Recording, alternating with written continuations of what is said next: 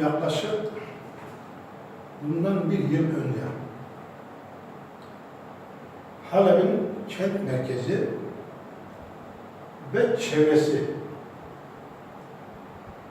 muhalif güçlerin denetimindeydi. Muhalif güçler bir taraftan rejim güçleriyle çarpışırken bir taraftan da fırsat bulduklarında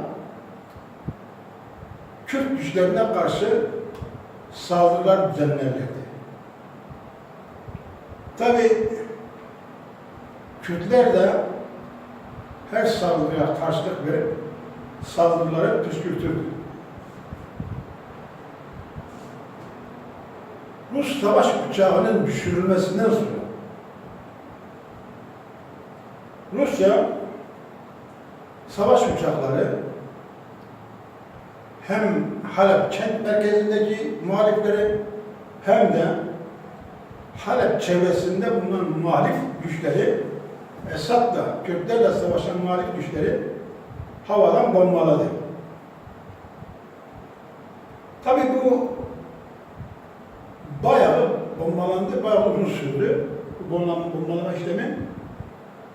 Derken muhalifler bu işin altından çıkamayacaklarını, Rusya'ya dayanamayacaklarını anlayınca koalisyon güçlerine bir çağrıda bulundular. Dediler ki biz Halep ve çevresini boşaltmak istiyoruz. Ancak bize bir yer gösterin, biz buradan oraya gidelim dediler.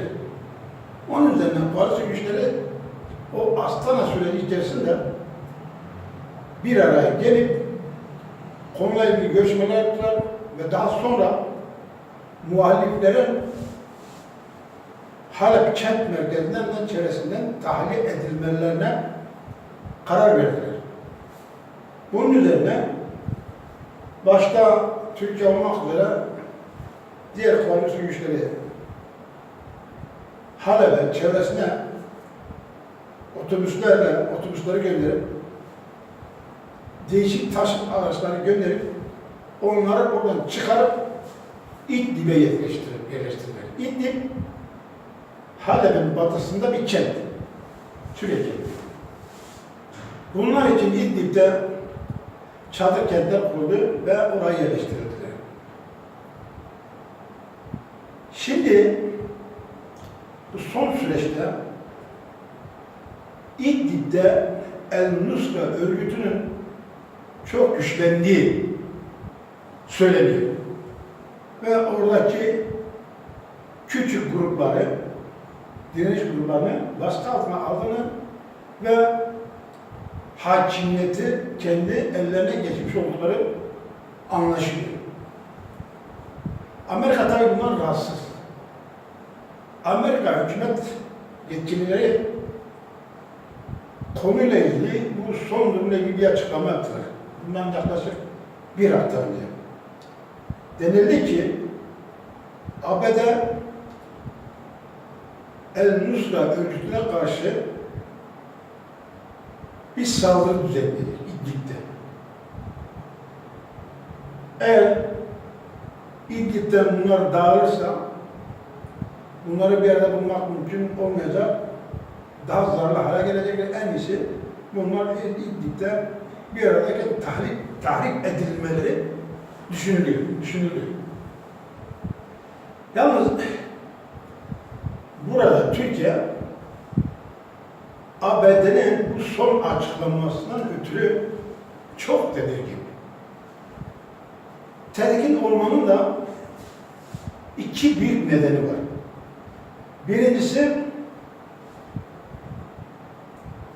Türkiye o güçlerin orada olmasını istiyor ve o güçlerle Kuzey Suriye'de oluşabilecek Kürtlere ait bir statüyü engellemek. Yani İdlib'deki o muhalif güçlerle Kuzey Suriye'deki Kürt oluşumunu engellemek, koridorun açılmasını engellemek. Türkiye'nin ikinci tedirginliği ise eğer Rusya orayı bombalarsa, İdlib'i bombalarsa, İdlib'deki muhalif grupların bir bölümü Türkiye yapacak, sınıra başı Türkiye kaçacaklar. Bu da iltica neticesinde Türkiye'ye yeni maddi külfetler getirecektir. Bu iki nedenden dolayı da Türkiye buna ABD'nin bu son çıkışına karşı çıkıyor. Ben şuna inanıyorum. ABD kesinlikle yakın bir tarihte İdlib'i mutlaka bombalayacaktır. Niçin bombalayacaktır? El-Nusra'nın güçlenmesi halinde El-Nusra hem Orta Doğu'daki ABD hedeflerine karşı saldırılar düzenledi. Hem de ABD ülke içerisinde çeşitli saldırılar yapılacak korkusu var. O nedenle ABD bunların bitirmesini istiyor. Son olarak şunu söyleyeyim.